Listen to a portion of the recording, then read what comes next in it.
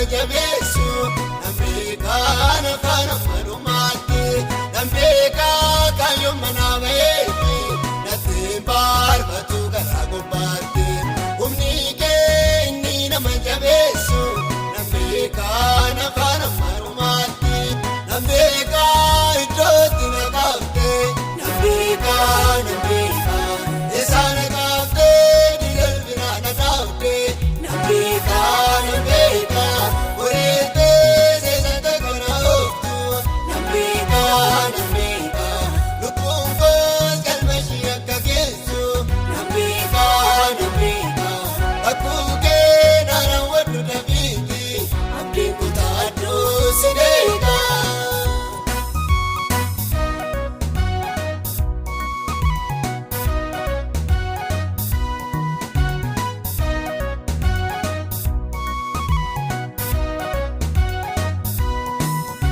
Nambeekaa gadi akkana kaafte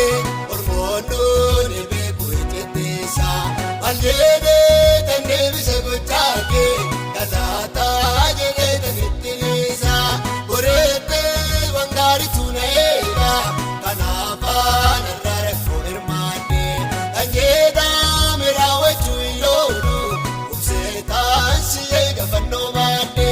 goreettee wangaaritu na eega.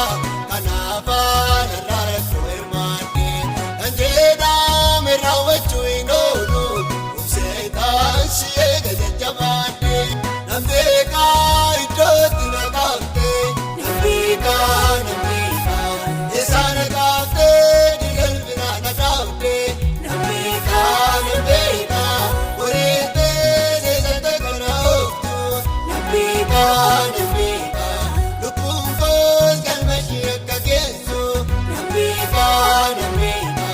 akkuu kee naanaan waddu dhabiiti abdiin kutaaddu si deegaa.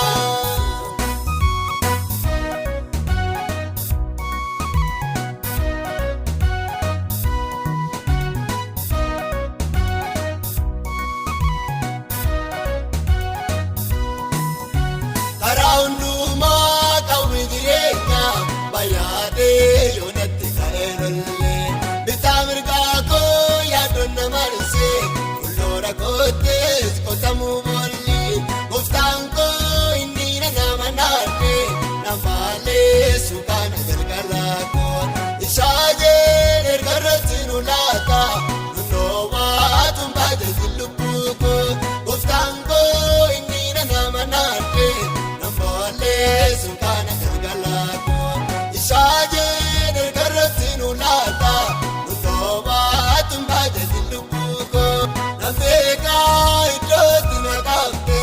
nambeekaa.